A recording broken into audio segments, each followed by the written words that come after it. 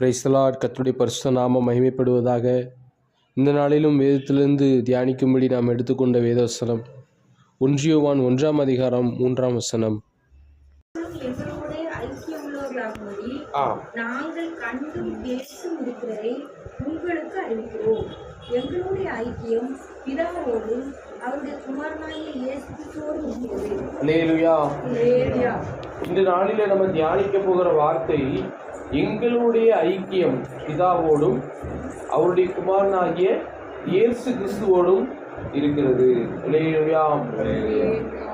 இதுல ரெண்டு காரியம் சொல்லி பாருங்க. நம்முடைய ஐக்கியம் யாரோட இருக்குது? பிதாவோடும் அவருடைய குமாரனாகிய இயேசு கிறிஸ்துவோடும். இதுல ஒரே ஒரு வார்த்தை மட்டும் நம்ம தியானிப்போம். எங்களுடைய ஐக்கியம் பிதாவோடு. முதல்ல பிதாவோடு நம்முடைய ஐக்கியம். இந்த ஐக்கியம் எப்படி உண்டாகுது அப்படிங்கிறத நம்ம வேதத்துல இருந்து தியானிக்க போறோம். இது வரைக்கும் பிதாவை யாராவது பார்த்துருக்குறாங்களா? பிதாவை யாராவது பார்த்துருக்காங்களா? பார்த்ததே இல்லை. யோவான் 1:17 வாசிங்க. அந்த வசனத்துல தெளிவா சொல்லப்பட்டிருக்கிறது. 18 யோவான் சுவிசேஷம் 1:18.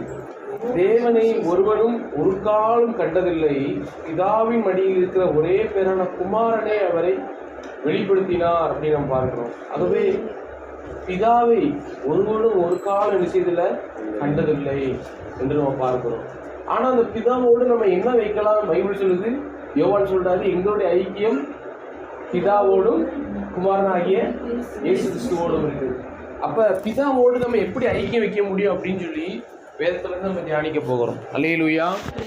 அப்ப பார்க்காத ஒரு நபரோட எப்படி ஐக்கியம் வைக்க முடியும்? இப்ப நம்ம இயேசு கிறிஸ்துவையும் பார்த்ததில்லை. ஒருவேளை இங்க இருக்கிற யாராவது நீங்க பார்த்தீங்கன்னு தெரியல. இயேசு கிறிஸ்துவுக்கு இப்ப மகிமையின் சரீரம் இருக்குது. சில நேரங்களில் தரிசனம் மாறாரு. ஆனா பிதாவும் ஆவியா இருக்கிறார். அவரை ஒருவரும் கண்டதில்லை இது வரைக்கும். ஆனா அவரோட ஐக்கியமா இருக்க முடியும். எப்படி? குமாரனாய் இயேசு கிறிஸ்து மூலமாக.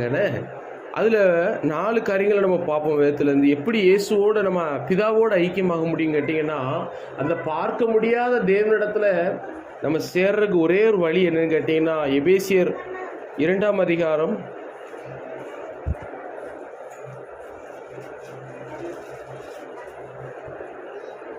13 வசனத்தை வாசிப்போம்.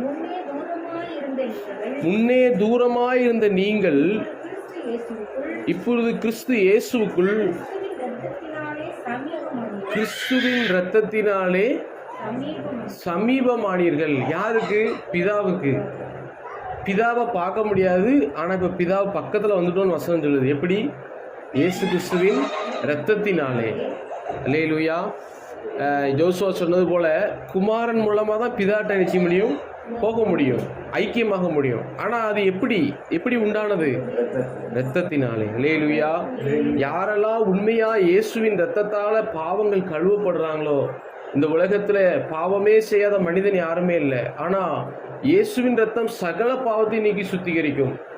1 யோவான் 1:9 வாசிக்கிறோம், நம்முடைய பாவங்களை நாம் அறிக்கையிட்டால் எல்லா அடியாயத்தை நீக்கி சுத்திகரிப்பதற்கு அவர் உண்மையும் நீதியும் உள்ளவராக இருக்கிறார். மனஸ்தாபப்பட்டு இருதயத்திலிருந்து நம்ம ஆண்டவர்கிட்ட மன்னிப்பு கேட்கும் போது இயேசுவின் ரத்தம் சகல பாவத்தை நீக்கி சுத்திகரிக்கிறது. அப்பொழுது நமக்கு ஒரு அடையாளமும் கிடைக்குது. என்னது? அவ்வளவு நேரம் பாவின்னு காணப்பட்ட நம்ம, யோவான் 1:12 சொல்லுது, இயேசு கிறிஸ்துவின் நாமத்தின் மேல் விசுவாசம் உள்ளவர்களாய் பிதாவை ஏற்றுக்கொண்டவர்கள் எத்தனை பேரோ, இயேசுவை ஏற்றுக்கொண்டவர் எத்தனை பேரோ அத்தனை பேரும் தேவனுக்கு பிதாவுக்கு பிள்ளைகளாகும்படி. அப்ப பிதாவோடு எப்படி நம்ம ஐக்கியமாக முடியும்? இயேசுவின் இரத்தத்தால கழுவப்படும் போது பிதாவுக்கு நம்ம பிள்ளைகளாக மாறுகிறோம். அல்லேலூயா. அதனால ஒவ்வொரு நாளும் நம்முடைய வாழ்க்கையில என்ன காணப்படணும் அப்படின்னு கேட்டீங்கன்னா, ஆண்டவரிடத்துல ஒரு மனம் திரும்புதல் நமக்கு என்ன செய்யணும்? காணப்பட வேண்டும். அப்போ நம்ம ஏற்கனவே மனம் திரும்பி மனசு எடுத்துட்டோமே அப்படின்னு கேட்டால் இல்லை, டெய்லி மனம் திரும்பணும் பல காரியங்கள். அப்போ ஒவ்வொரு நாளும் மனம் திரும்பி, பிதாவே என்னோட வாழ்க்கையில் காணப்படுற குறைகளை இயேசுவின் ரத்தத்தால் கழுவி சுத்திக்கிறீங்க அப்படின்னு நம்ம ஜெபம் பண்ணும்போது நம்மளை ஆண்டவர் என்ன செய்தார்? இன்னும் பிதாவோடு நம்ம ஐக்கியமாறோம். 2வது பாருங்க, பிதாவோடு ஐக்கியமாறதுக்கு என்ன வழி? பிதானா யாரு? பிதாவுக்கு அர்த்தம் என்னது? அப்பா. என்ன இப்போ ஒரு பிள்ளை எப்போ நம்மளை அப்பா அப்பான்னு கூப்பிடும் தான் அப்பா என்ன செய்வாங்க, எதிர்பார்ப்பாங்க. அப்படி தானே? வீட்டில் இருக்குதுன்னு வச்சுக்கோங்க, வீட்லேயே இருக்குது, ஆனால் அது செல்லே பார்த்துட்டு இருக்குது அப்படின்னா பிதாவுக்கும் அப்பாவுக்கும் பிள்ளைக்கும் ஏதாவது ஒரு தொடர்பு இருக்குமா? ஆனால் இப்போ உள்ள காலங்கள் எப்படி மாறிட்டு, ஒரு ஒரு பாஸ்டர் சொல்கிறாரு, அம்மாவுக்கு ஒரு செல்லு, அப்பாவுக்கு ஒரு செல்லு, பிள்ளைக்கு ஒரு செல்லு, ஆளாளுக்கு தனித்தனி ரூமில் இருக்காங்க. இதை ஒரு ஐக்கியமே இல்லை. ஆதி காலத்துலலாம் அப்படி கிடையாது. அம்மா அப்பா எல்லாம் உட்காந்து பேசி என்ன செய்வாங்க, ஒரு குடும்பம்னா அதுதானே. என்ன என்ன இதுதான் உண்மையான ஒரு அன்பு, ஐக்கியம். அப்போ பிதாவிட்ட பேசுறது தான் நமக்கு ஐக்கியத்தை நிச்சயம் கொண்டு வரும். பிதாட்ட நம்ம பேசுறதுக்காகவே ஆண்டவர் ஒரு ஜெபத்தை சொல்லி கொடுத்துருக்காரு. லூக்கா சுவிசேஷத்துலேயும் இருக்குது, மத்தேயுலையும் இருக்குது. அந்த 2 ஜெபத்தை, அந்த வசனத்தை வாசிங்க. அவர் ஆரம்பிக்கும் போதே எப்படி சொல்லி கொடுக்குறாருன்னா, நம்முடைய ஆண்டவர் இயேசு பிதாவோடு ஐக்கியமாகறதுக்காக தான் நம்மளை இப்படி ஜெபம் பண்ண சொல்லியிருக்காரு. மத்தேயு 6ஆம் அதிகாரம் 9ஆம் வசனத்தில், நீங்கள் ஜெபம் பண்ண வேண்டிய விதமாவது பரமண்டலங்களில் இருக்கிற எங்கள் பிதாவே. அப்போ நம்ம ஜெபம் பண்ண ஆரம்பிக்கும் போதே நம்ம எப்படி ஆரம்பிக்கணும்? ஆமாம், ஒருவேளை நீங்கள் பரமண்டலங்கள்னு சொல்லாட்டி பரவாயில்ல, பரலோகத்தில் இருக்கிற எங்கள் பிதாவின்னு சொல்லலாம். எங்களை நேசிக்கிற பிதாவே, கிருபையும் இறக்கிற பிதாவே, அப்படி நம்ம என்ன செய்யணும்? ஆரம்பிக்கணும். பிதா அப்படின்னா அப்பா அப்படின்னு கூப்பிடும்போது அவரோடு கூட நம்ம ஐக்கியம் வரும். அதனால் நீங்கள் என்ன செய்யணும்? பிதாவோட ஐக்கியமாகிறதுக்கு டெய்லி என்ன செய்யணும்? நல்லா ஜெபம் பண்ணணும், அவர்கிட்ட பேசணும். அல்லேலூயா. பிதாவிடத்துல பேசணும் அப்படின்னா இந்த ஜெபம் நம்ம வாழ்க்கையில் காணப்படணும். இன்றைக்கி நிறைய ஏன் பிதாவோடு நம்ம ஐக்கியமாக இருக்க முடியல அப்படின்னு கேட்டிங்கன்னா, அவர் ரெடியாக தான் இருக்கிறாரு, நம்ம ரொம்ப பிஸியாக என்ன செய்கிறோம்? இருக்கிறோம். என்ன, ஆண்டவரை போல நல்ல தேவன் யாருமே இல்லை. இப்போ 634 கோடி ஜனங்களும் அவர்கிட்ட பேசினாலும் அவர் எல்லாருடைய ஜபத்தையும் கேட்கறதுக்கு எப்பயுமே ரெடியாக இருக்காரு. என்ன, ஆனால் மனுஷனால் அப்படி முடியுமா? ஒரு நேரத்தில் ஒரு ஆள் இவன் சொல்கிறது தான் நான் கேட்க முடியும், அங்கே ஒரு ஆள் சொன்னால் அதை கேட்க முடியாது. ஆண்டவருடைய காது அவ்வளோ பெரிய காது, எல்லாருடைய ஜபத்தையும் கேட்குறாரு. அப்போ அவ்வளோ பெரிய பிதாவை நம்ம ஆராதிக்கணும். நீங்கள் எல்லாரும் பேசணும், ஆண்டவர்கிட்ட ஜெபம் பண்ணணும். இல்லை, ஜெபம்னா சிலர் நினைக்கிறாங்க, இப்போ பாஸ்டர் வந்து இவ்வளோ கோர்வையாக அருமையாக இப்படி ஜெபம் பண்ணுற நமக்குலாம் இப்படி வராது அப்படின்னு நினைக்கிறாங்க. அப்படி கிடையாது. பிதாவே நீங்கள் ஆரம்பித்து எப்படி நீங்கள் உங்கள் அப்பாட்ட சொல்கிறீங்களோ அதுபோல் பேசுகிறது தான் என்னது? ஜெபம். தனி ஜெபத்துலலாம் சில நேரத்தில் நம்ம ஒரு ஒரு அப்பாட்ட பேசுகிற மாதிரி தான் பேசணும். தனி ஜெபத்தில், ஆண்டவரே இப்படி சூழ்நிலை இப்படி இருக்குது, என்ன நாளைக்கு என்ன செய்வேன்னு தெரில, இப்படி நம்ம கேஷுவலாக ஆண்டவர்கிட்ட என்ன செய்யணும்? பேசணும். அப்படி நீங்கள் பேசி பாருங்கள், ஆண்டவரோடு கூட நீங்கள் ஐக்கியமாவீங்க. பிதா அதில் என்ன செய்கிறாரு? பிரியமாக இருக்குது. அதனால் 2வது நமக்கு ஐக்கியத்தை தருகிறது என்னது? ஜெபம். அதில் நம்ம அதிகமாக பிதாவே அப்படின்னு நம்ம கூப்பிடணும். என்ன, நிறைய பேர் இன்றைக்கி ஆரம்பிக்கும் போதே நிறைய பேர் ஜெபத்தை எப்படி தான் ஆரம்பிக்காங்க? இயேசுவே அப்படின்னு ஆரம்பிப்பாங்க. அப்படி ஆரம்பிக்கிறது தப்பு கிடையாது. ஆனால் பிதாவை நம்ம நோக்கி கூப்பிடணும். என் நாமத்தினாலே நீங்கள் பிதாவை கேட்டுக்கொள்வது எதுவோ அது உங்களுக்கு என்ன செய்யும்? யோவான் 14:13 என் நாமத்தினாலே நீங்கள் கேட்டுக்கொள்வதோ பிதா மகிமைப்படும்படி அதை செய்வார். இயேசுவின் நாமத்தில் நம்ம பிதாட்ட என்ன செய்யணும்? போகணும். அப்போ ஜெபம் பண்ணி முடிக்கும் போதும் இயேசுவின் நாமத்தில் ஜெபம் கேளும் நல்ல பிதாவே. இப்போ பிதாவை நம்ம அடிக்கடி நம்ம என்ன செய்யணும்? கூப்பிடணும்ல. டெய்லி நீங்கள் ஜெபத்தை கூட்டி பாருங்கள், எவ்வளவோ ஆண்டவர் கூட நீங்கள் என்ன செய்யலாம்? ஐக்கியமாகலாம். அவ்வளவு வாய்ப்பு ஆண்டவர் என்ன செஞ்சுருக்காரு? கொடுத்துருக்கிறாரு. கூட்டமாக போய் நம்ம எல்லாரும் பாட்டு பாடி பிதாவேன்னு கூப்பிடுறது அதுவும் ஆண்டவருக்கு பிடிக்கும். அதே நேரத்தில் ஒவ்வொரு மனுஷனும், ஒவ்வொரு தனித்தனி மனுஷனும் எப்பயாவது ஆண்டவர்கிட்ட போய் பிதாவேன்னு சொல்லி கூப்பிடுறாங்களா? ஆண்டவர் எதிர்பார்க்குறார். தனிப்பட்ட வாழ்க்கையில் நீங்கள் போய் தனியாக ஒரு மணி நேரம், ஆமாம், எங்கேயாவது ஒரு காட்டுக்குள்ளே எங்கேயாவது போய் உட்காந்து ஜெபம் பண்ணுங்க. என்ன, காட்டுக்குள்ளே போகணுன்னு சொன்னால் நீங்கள் எங்கேயாவது போயிடாதீங்க, சர்ச் அங்கே இருக்குது பக்கத்தில், அங்கே போய் நீங்கள் உட்காந்து ஜெபம் பண்ணுங்க. என்ன, கர்த்தர் உங்களை ஆசீர்வதிப்பார். ஹல்லேலூயா. பிதாவே அப்படின்னு சொல்லி நீங்கள் கூப்பிட்டு பாருங்கள், அவர் நிச்சயமாக உங்களுக்கு மறு உத்தரவு கொடுப்பார். அதனால் ஜெபம் பண்ணுங்க. முதலாவது இயேசுவின் ரத்தத்தால் பிதாவோட ஐக்கியம், 2வது ஜெபத்தினால் பிதாவே நம்ம அப்புறம் அப்பாங்கிற உரிமையை கொடுத்துருக்கிறார். ரோமர்ல தான் சொல்லப்பட்டிருக்குது, அப்பா பிதாவே என்று கூப்பிடப்படுகிற புத்திர சுவிகாரத்தை நமக்கு தந்திருக்கிறார், அப்படி கொடுத்துருக்கிறார். அதனால உரிமையோடு கூப்பிட்டு ஜெபம் பண்ணி பாருங்க, பிதாவோடு நீங்க ஐக்கியமாக முடியும். மூன்றாவது பாருங்க, மூன்றாவது பிதாவோடு ஐக்கியமாறதுக்கு என்ன வழி? லூக்கா சுவிசேஷம் 2ஆம் அதிகாரம் 49ஆம் வசனத்தை வாசிப்போம்.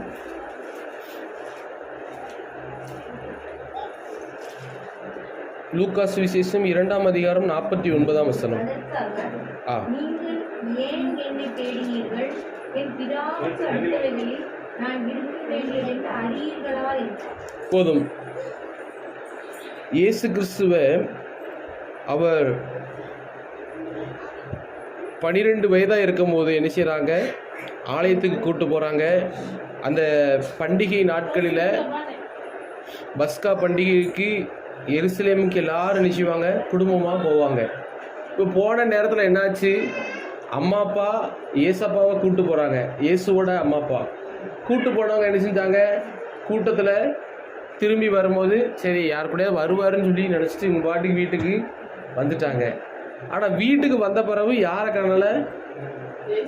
ஏசப்பாவை காணலை. ஏசப்பாவை காணலன்னொன்னே அவங்க அம்மாவும் அப்பாவும் என்ன செய்கிறாங்க? 3 நாளைக்கு பின்பு 46 வருஷத்தை பாருங்க, எப்படியாவது ஒரு நம்பிக்கை இருந்திருக்கு என்ன? ஆமாம், பார்த்தீங்களா? 3 நாள் வரைக்கும் வெயிட் பண்ணியிருக்காங்க. நம்ம பிள்ளை ரொம்ப நல்ல பிள்ளை, வீட்டுக்கு வந்துடும் அப்படின்னு சொல்லி வச்சுருக்காங்க, நம்பியிருக்காங்க. 3 நாள் வரை பார்த்துட்டு வரலன்னொன்னே நேராக அம்மா அப்பா அனுப்பிச்சிடுறாங்க. அப்படியே வழியில் தேடி தேடி தேடி திருப்பி எங்கே வந்துட்டாங்க? எருசலேமுக்கு வந்துட்டாங்க, ஆலயத்துக்கு. என்ன, ஆலயத்துக்கு வந்து பார்த்தா அங்கே 46 வருஷத்தை சொல்லுது, அவர் தேவாலயத்தில் போதகர் நடுவில் உட்கார்ந்திருக்கவும் அவர்கள் பேசுகிறதை கேட்கவும் அவர்களை வினாவுறதையும் கண்டார்கள். அவர் பேச கேட்ட யாவரும் அவருடைய புத்தியையும் அவர் சொன்ன மாதிரியும் குறித்து பிரமித்தார்கள். உடனே அம்மா அப்பா சொல்கிறாங்க, ஏன்பா அந்த 48 வருஷத்தில் ஏன் மகனே எங்களுக்கு ஏன் இப்படி செய்தாய்? நான் இதோ உன் தகப்பனும் நானும் விசாரத்தோடு உன்னை தேடினோமே என்றார். அதற்கு அவர், நீங்கள் ஏன் என்னை தேடினீர்கள்? என் பிதாவுக்கு அடுத்தவைகளில் நான் இருக்க வேண்டியது என்று. அப்போ பிதாவோடு ஐக்கியமாறதுக்கு என்ன வழி? பிதாவோடு ஐக்கியமாறதுக்கு என்ன வழி? இங்கே இயேசு யார் கூட இருந்தாரு? இயேசு யார் கூட இருந்தாரு? அந்த 46 வருஷத்தை பிறகு போதகர் நடுவில் உட்கார்ந்து கொண்டிருந்தார். போதகர் நடுவில் உட்கார்ந்து வசனத்தை கேட்கிறார். அப்போ பிதாவோடு ஐக்கியமாறதுக்கு பிதாவை பார்க்க முடியாது. அவரோடு எப்படி ஐக்கியமாக முடியும்னு கேட்டிங்கன்னா, நம்ம ஆலயத்துக்கு போய் போதகர் நடுவில் என்ன செய்யணும்? உட்காரணும். கர்த்தருடைய பிள்ளைகளோடு இருக்கணும். அங்கேருந்து தான் ஆண்டுடைய வசனம் என்ன செய்யும்? வெளிப்படும். நம்ம பிள்ளைங்கள்லாம் பிதாவோடு ஐக்கியமாகணும் அப்படின்னா அவங்கள கொண்டு வந்து எங்கே வைக்கணும்? ஆலயத்தில். என்ன, ஒரு ஜெபம் நடக்கு, ஒரு பைபிள் ஸ்டடி நடக்கு அப்படின்னா அவங்கள கொண்டு வந்து வைக்கணும். அவங்களுக்குள்ளே ஏதாவது ஒரு வசனம் உள்ளே போகும். அந்த பிள்ளைகளுக்குள்ளே விதைக்கப்பட்ட வசனம் 30, 60, 100 என்ன செய்யும்? பலன் கொடுக்கும். அல்லேலூயா. விசுவாசிக்கிறீங்களா? கண்டிப்பாக பலன் கொடுக்கும். நம்ம வாழ்க்கையில் ஒருவேளை பெரிய பிள்ளைகளான பிறகு அந்த பிள்ளைகள் இடறி போயிடுவாங்க அப்படி நம்ம நினைக்கலாம். ஒருவேளை இடறி போனால் கூட இந்த உள்ள கடந்த வசனம் வந்து என்ன செய்யாது? அவங்கள விடாது. அவங்கள ஒரு நாள் சந்தித்து அந்த வசனம் அவங்கள என்ன செய்யும்? திரும்ப கொண்டு வரும். அல்லேலூயா. அதனால் வசனம் விதைக்கப்படுற இடத்துல அந்த போதகர் நடுவில் ஆண்டவர் இயேசு உட்கார்ந்திருந்தார். அதுபோல் நம்முடைய சபைக்கு வருகிற பிள்ளைகள்லாம் ஆராதனைகளில் உள்ளே உட்காரணும். மற்ற ஏதாவது கூட்டங்கள் நடந்தாலும் அங்கே இருக்கும்போது தான் பிதாவோடு ஐக்கியமாக முடியும். ஆகவே முதலாவது இயேசுவின் இரத்தத்தால், 2வது ஜபத்தினால, 3வது ஆலயத்தில் ஆண்டுடைய வார்த்தையை கேட்கறதுனால அந்த பிள்ளைகள் நினைச்சுவாங்க பிதாவோடு ஐக்கியமாவாங்க. கடைசியாக ஒரே ஒரு வசனத்தை வாசித்து முடிப்போம். 1 யோவான் 2ஆம் அதிகாரம் 16ஆம் வசனத்தை வாசிப்போம். மாம்சத்தின் இச்சையும் கண்களின் இச்சையும் ஜீவனத்தின் பெருமையும் ஆகிய உலகத்தில் உள்ளவைகளெல்லாம் பிதாவினால் உண்டானவைகள் அல்ல, அவைகள் உலகத்தினால் உண்டானவைகள். அவைகள் எல்லாம் எதனால உண்டானவைகள். இங்க 3 காரியம் சொல்லிக்குது. இந்த 3மே பிதாவினால இந்த உலகத்துல உண்டாலையா. அப்ப இந்த 3லையும் நம்ம கனெக்ட் ஆகிட்டோம் அப்படின்னா பிதாவோடு நம்ம என்ன செய்ய முடியாது, கனெக்ட் ஆக முடியாது. அப்ப இந்த 3ஐயும் நம்ம என்ன செய்யணும்னா என்ன செய்யணும், விட்டு விடணும். கண்களின் இச்சை, மாம்சத்தின் இச்சை, ஜீவனத்தின் பெருமை, இதுதான் பிதாவோட ஐக்கியமானதுக்கு நமக்கு என்ன செய்யும் தெரியுமா, தடையா இருக்கும். என்ன, கண்களின் இச்சை, மாம்சத்தின் இச்சை, ஜீவனத்தின் பெருமை. நம்ம கண்களில் பரிசுத்தம் இருக்கணும். ரொம்ப ஒரு ஸ்திரீ இச்சையோடு பார்க்கக்கூடாது ஆண்டவர் சொல்லியிருக்காரு. அதனால் அப்படி நம்ம ரொம்ப கவனமாக இருக்கணும். 2வது மாம்சத்தின் இச்சை. இப்போ மாம்சத்தின் இச்சைக்கு நம்ம இடம் கொடுத்தோம் அப்படின்னா நம்மளை கரைப்படுத்தி கொள்ளுறோம். அதனால் மாம்சத்தின் இச்சை, நம்ம சரீரத்தை பரிசுத்தமாக நம்ம என்ன செய்யணும், காத்துக்கொள்ளணும். சில நேரத்தில் எங்கேயாவது போகிறோம், ஏதாவது நம்ம ஆசைப்பட்டு என்ன செஞ்சிடக்கூடாது. அதனால் சரீரத்தை காத்துக்கொள்ளணும். 3வது ஜீவனத்தின் பெருமை. இப்போ ஜீவனத்தின் பெருமைக்கு ரொம்ப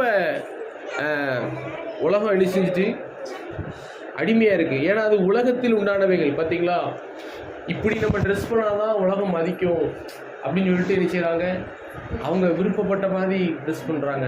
உலகத்தில் உண்டானவைகளை போல் நம்ம பண்ணக்கூடாது. பிதாவானவர் அவர் ரொம்ப பரிசுத்தம் உள்ளவர். அப்போ அவர் பரிசுத்தத்தை விரும்புகிறாங்கனால நம்மளும் நல்ல ஒரு பிள்ளைகளுக்கு ட்ரெஸ் நல்லா அழகாக பண்ணணும். ஜீவனத்தின் பெருமை. இப்போ எதுக்கு நிறைய பேர் பாருங்கள், கல்யாண வீட்டுக்கு போகும்போதெல்லாம் பாருங்கள், அள்ளி போட்டு போகிறாங்க நகை. ஏன் போடுறாங்க, அது ஒரு அவங்களுக்கு பெருமை. என்ன, இதுதான் ஜீவனத்தின் பெருமை. இதெல்லாம் நம்ம விட்டு விடணும். அதெல்லாம் உலகத்தில் உண்டானவைகள், பிதாவினால் உண்டானவைகள் அல்ல. என்ன, அடுத்து பாருங்க, இப்போ செல்ஃபோனில் எடுத்தோம் அப்படின்னு கேட்டால் ஒவ்வொருத்தரும் ஒரு டீ கடையில் போய் டீ குடித்தா கூட அதை செல்ஃபி எடுத்து யூடியூப்பில் ஃபேஸ்புக்கில் போட்டு நான் டீ கடையில் டீ குடித்து கொண்டு இருக்கிறேன் அப்படின்னு. ஏன்னா அதில் ஒரு 10 பேர் லைக் போடுவாங்க.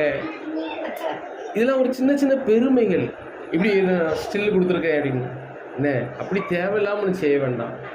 ஆண்டவர் நம்மளை ஆசிர்வதிக்கிறார், நமக்கு எல்லா தேவையும் சந்திக்கிறார். என்ன, அதில் ஒரு பெருமை நமக்கு இருக்கக்கூடாது. எல்லா ஆண்டவரிடத்துல நான் பெற்றுக்கொண்டேன், ஆண்டவருக்கே எல்லா மகிமையை நிச்சயம் செலுத்தணும். அல்லேலூயா. இப்போ ஒரு உதாரணத்துக்கு, இப்போ ஆண்டவர் அற்புதத்தை செஞ்சுட்டாரு. என்ன, ஜோசுவா எழுந்து நடந்தான், நல்ல கால்களை கர்த்தர் பலப்படுத்திட்டாரு, அற்புதம் நடக்க அப்படின்னா இதை பெருமைப்படுத்துறதுக்கு நம்ம நிச்சயக்கூடாது. அதை ஃபோட்டோ எடுத்து நிச்சயக்கூடாது, போடக்கூடாது. பிதா மகிமைப்படணும் அப்படின்னா நம்ம சாட்சியாக அறிவிக்கணும் உலகம் ஃபுல்லாக போய், அது தப்பு கிடையாது. ஆனால் அதை ஃபோட்டோ எடுத்து போட்டு ஏதாவது ஒரு காரியம், இப்போ பேதுருவும் யோவானும் அன்றைக்கி பிறவிச்சப்பாணி நடந்த உடனே பாருங்கள், அவங்கெல்லாம் எவ்வளவு தாழ்மையாக, அவங்க எல்லாரும் மாலையை போட்டு வராங்க. அவங்க சொல்கிறாங்க இது எங்களுடைய சுய சக்தினாலோ. அப்போ நமக்குள்ள பெருமைங்கிறது ஏதாவது ஒரு பெருமை இருக்கும். நான் சொல்கிறேன், ஒருவேளை இந்த ட்ரெஸ்ஸில் நகையில் சிலருக்கு பெருமை இல்லாட்டி கூட சிலருக்கு என்ன பெருமை இருக்குன்னா, நான் தான் அதிகமாக ஜெபம் பண்ணுறவன் சர்ச்சிலேயே அப்படின்னு ஒரு பெருமை இருக்கும். அது கூட ஒரு ஜீவனத்தின் பெருமை. அதனால் நம்ம எப்பயுமே தாழ்மையாக இருக்கணும். எல்லாமே அவர் தான் நமக்கு கொடுத்துருக்கிறார். அல்லேலூயா. இந்த ஜெபம் பண்ணணுங்கிற வாஞ்சியை கொடுத்தது அவர் தான். ஃபாதர் பிக்மன்ஸ் ஒவ்வொரு நாளும் சொல்லுவாங்க, இன்றைக்கி அப்பா என்னை 4 மணிக்கு எழுப்புனாருன்னு சொல்லுவாங்க. நான் 4 மணிக்கு எழுந்தேன்னு கூட சொல்ல மாட்டாங்க. ஏன்னா நான் எழுந்தேன் அப்படின்னா ஒரு பெருமையாயிரும்ல. அதனால் அவர் சொல்லுவார், என்னை அப்பா அன்னை செஞ்சார். இப்படி நம்ம ஒவ்வொரு சின்ன காரியத்தில் கூட ஆண்டவரை நம்ம மகிமைப்படுத்தணும். ஜீவனத்தின் பெருமைக்கு நம்ம இடம் கொடுக்கக்கூடாது. ஆகவே இந்த 3 காரியங்களை நம்ம விட்டு விளக்கும் போது நம்ம அதாவது பிதாவுக்கு இதில் சொல்லப்பட்டிருக்கு, இந்த 3மே பிதாவினால் உண்டானவைகள் அல்ல, உலகத்தினால் உண்டானவைகள். கண்களின் இச்சை, மாம்சத்தின் இச்சை, ஜீவனத்தின் இச்சை, இதெல்லாம் விட்டுவிடும்போது நம்ம பிதாவோடு நம்ம இன்னும் என்ன செய்ய முடியும், ஐக்கியமாக முடியும். அல்லேலூயா. ஆகவே பிதாவோடு ஐக்கியமானதுக்கு ஒவ்வொரு நாளும் இயேசுவின் ரத்தத்தை நம்ம விசுவாசித்து இயேசுவின் ரத்தத்தால் கழுவப்படுவோம். பிதாவோடு ஜெபம் பண்ணி ஐக்கியமாவோம். தனிப்பட்ட விதத்தில் தனியாக நீங்கள் இருந்து பிதாவே என்று சொல்லி நீங்கள் கூப்பிட்டு ஜெபம் பண்ணுங்க. 3வது நம்ம பார்த்தோம், போதகர் நடுவில் இயேசு உட்கார்ந்து வசனத்தை கேட்டது போல, ஆமென், ஆண்டுடைய வசனத்தை கேட்க நேரம் கொடுங்க. கர்த்தருடைய வார்த்தையை கேட்கறதுக்கும் நீங்களே தியானிக்கிறதுக்கும் நேரம் எடுங்க. பிதாவோட ஐக்கியமாகுங்க. 4வது பார்த்தோம், உலகத்தில் உண்டானவைகள் எல்லாம் விட்டுவிடும்போது பிதாவோட ஐக்கியமாக இருக்கும். கர்த்தர் நம்மை ஆசீர்வதிப்பாராக.